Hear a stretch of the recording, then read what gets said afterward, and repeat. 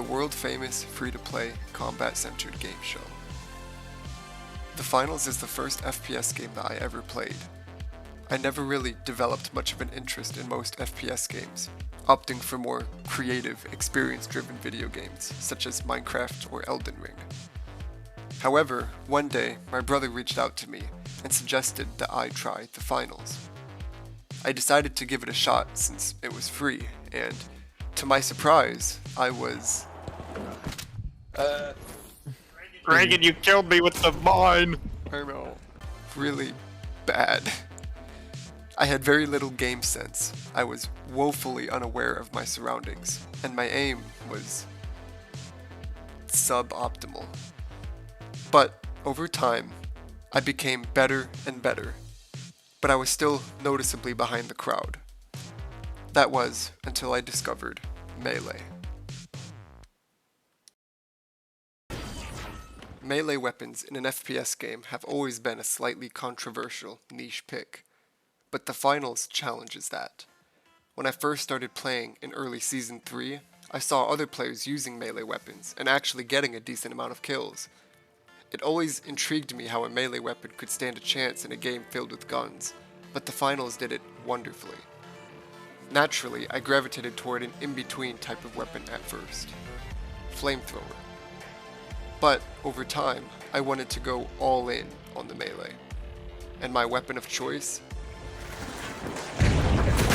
got it. Ooh, nice! That was good! The Sledgehammer. It was slow, clunky, and highly vulnerable. But man, if it wasn't a satisfying weapon to wield if used properly. It was a punisher, ripping through opponents who were caught out of position or rushing into a location prematurely. It was extremely effective in close range, arguably the best of its kind. However, that was where its advantages would end. Outside of an enclosed building, the Sledge becomes an instant target. Its users were very slow, bordering on defenseless, and were completely incapable of doing any meaningful damage at range. This is the ideal balance of a melee weapon. It shines in short range, but is exploitable beyond it. But this was soon to change.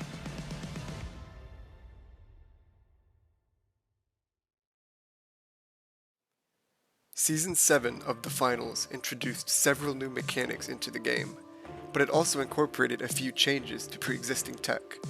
The one we're here to focus on is the hammer, although I plan on discussing other changes as well in future videos. The Sledgehammer's nerf consisted of 2 damage reductions. The Sledge's primary attack decreased from 115 to 100, and its secondary decreased from 200 to 154, a 13% and 23% decrease respectively. These are not small changes. Nearly a quarter of the hammer's weight was knocked off in a single update. What warranted this significant of a change? Let's take a look at the dev notes provided in the Season 7 release notes to see where Embark was coming from. The Sledgehammer has gradually become one of the most effective weapons in the game across World Tour, Quick Cash, Ranked, and Power Shift, both in win rates as well as efficacy metrics such as elimination and damage done per round, to the point that it is essentially now a top 3 overall weapon. This has occurred at almost all skill tiers as well. Let's break down this first section before moving on to the rest. Embark cites the average win rate and elims and damage done by Sledge as being too high relative to other weapons in the Finals. This may be true, but the problem is that Embark fails to account for the disparity between the number of Sledge users and the number of players using the other weapons in question. Why is this important? Well, consider how this might skew the data. The hammer has a low barrier to entry due to its initially simple mechanics, but it also has a high skill ceiling due to the strategy required to keep from being lasered at range. This means that new players picking up the hammer may do well initially, but once they start appearing in mid-level lobbies, or they play in more competitive game modes like Ranked, they will start to struggle. unless they are willing to spend the time to overcome these obstacles and develop their skills with this niche weapon, they will simply move on to a more forgiving one. Sensibly, this is what most players do. The same can be said for other niche weapons, namely melee, such as Riot Shield, Dagger, and Flamethrower. These weapons are built upon high-risk, high-reward incentives. The Sledge has the potential to absolutely shred through its opponents, but only if these said opponents are willing to bunch up into small enclosed areas and are continuously caught off guard. It only takes one good XP54 or one FAMAS or one Shack 50 to bring down the life of a heavy sledge to 50 health points at a safe range, at which point you're forced to attempt to retreat and wait roughly 15 seconds for your health to fully regen. All of this to say, if niche weapons like the hammer have trouble retaining new players, then the majority of its main users are going to be very experienced players who have either a significant number of hours using the weapon, or are simply good enough and versatile enough at the game that they will be good with any weapon they pick up. This leads to the Sledge not being weighed down by all of the new or less skilled players who might main the weapon, a problem that other weapons like the M11 or AKM do suffer from. This inevitably leads to somewhat strongly skewed data. I would be very curious to see what the data says if Embark runs these same tests, but they exclude the bottom 50% to see if the results might shift. Just something to think about. Another aspect of this information to consider is the fact that statistics such as win rates do not accurately reflect the oppressiveness of any weapon. It makes logical sense that the Sledge would have a higher than average win rate due to the nature of the weapon. It specializes in defense. If a weapon's design and playstyle encourages you to attend more strictly to the objective, then it stands to reason that you might end up winning more frequently. This is why there exists a somewhat negative attitude towards light players in the finals, especially in the subreddit. It is precisely due to the fact that the design of the light class encourages its players to pay less attention to the objective directly. They do not possess the health necessary to stay in one location like their heavy counterparts do. Instead, they are designed to constantly be on the move and to perform more hit-and-run tactics, which can sometimes accidentally over-incentivize its player base to go for kills. Obviously, these are just generalizations, but they do help to partially explain the discrepancies in win rates, not just between lights and heavies, but more relevantly between objective-driven melee-based weapons and elim-focused range-based weapons. Thirdly, I have seen several rebuttals on the finals subreddit that try to direct people to the statistics that Embark cites in their dev notes. However, I think it is worth highlighting the intentionally vague language that Embark utilizes in their dev notes. Let's take a look at their message again. The Sledgehammer has gradually become one of the most effective weapons in the game, to the point that it's essentially a top 3 overall weapon. This has occurred at almost all skill tiers as well. This wording leaves a lot to be desired. We want specifics. We want to see the statistics. Is it actually a top 3 overall weapon or not? What does effectiveness look like statistically? At what skill tiers is it happening, if not all of them? If it is near the top 3, what is number 2 and number 1? Did you nerf those too? Top 3 in what? These are all questions that Embark refuses to answer or acknowledge, and probably for good reason. They know these nerfs were overly harsh, and they know the data does not pose as strong of an argument as they'd like. Now, let's continue with the dev notes. This growth in effectiveness has also come with increased rates of negative sentiment from players on the receiving end of the Sledgehammer, who feel they can never compete against it at close range. It has also led to the Sledgehammer having win rates far above the target level for a balanced item. This statement is where the bias of Embark starts to become apparent. Who feel they can never compete against it at close range? Isn't that the whole point of a melee weapon? Isn't that literally the only advantage that melees have over ranged weapons? If ranged weapons have even footing against melees at melee range, then what other purpose do melee users serve? What benefit does a melee weapon offer if it is worse than all of its ranged alternatives? The second paragraph of the dev notes begins as follows. We want to address this status and feedback, but we're also keen to ensure melee is viable in the finals, so we're cautious about changing the weapon too drastically. This line puzzles me, because are they inferring that they could have nerfed it even harder? In what world is a 23% damage nerf not drastic?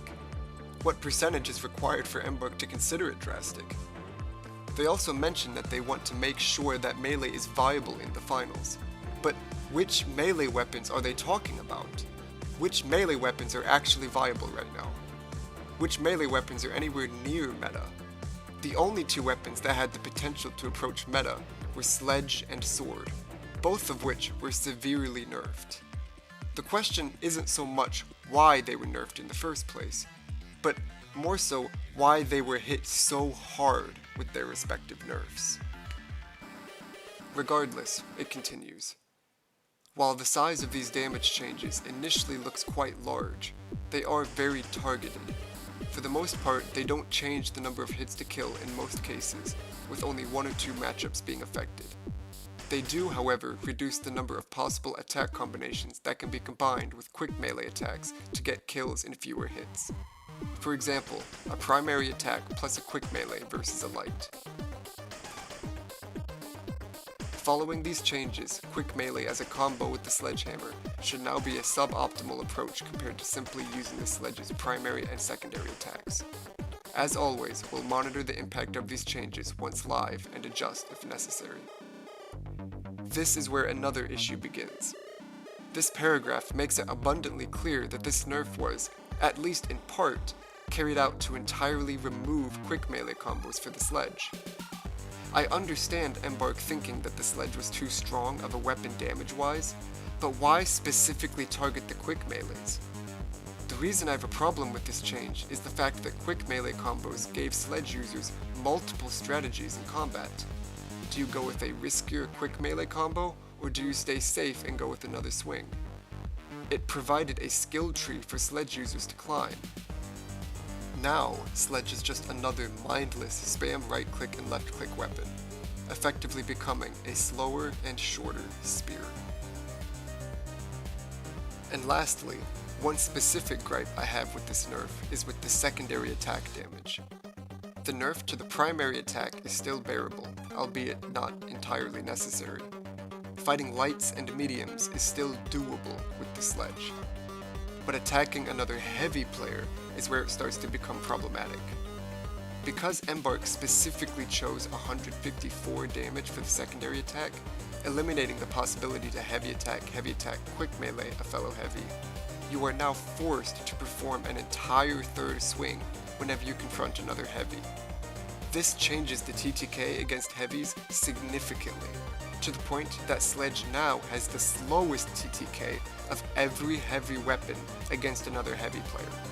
And this doesn't even account for the new healing meta.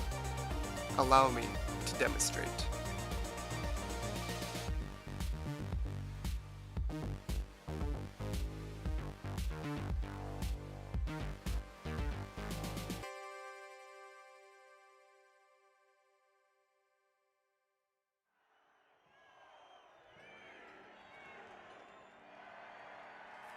For this section, we're going to be comparing the TTKs of heavy weapons to the Sledgehammer. Let's begin. We'll start off with the minigun.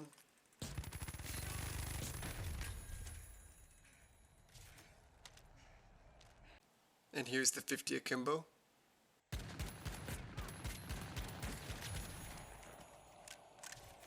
And the Shack 50, our biggest offender, killing the Sledge before he gets his second of 3 hits off. A situation so egregious, we're gonna do it again, but with no headshots and not firing until the Sledge gets his first hit off. Okay, let's do this one more time, but this one, no headshots, not firing until the hammer gets his first swing off, and the hammer gets a healing emitter.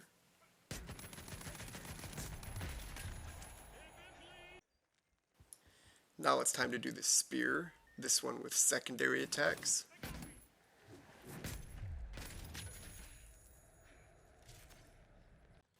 and then this one with primary attacks.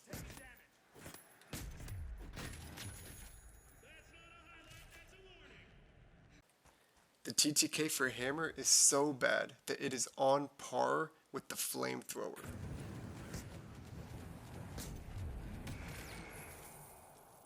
Although, realistically, if you're going to fight a Flame main, they're going to do something like this.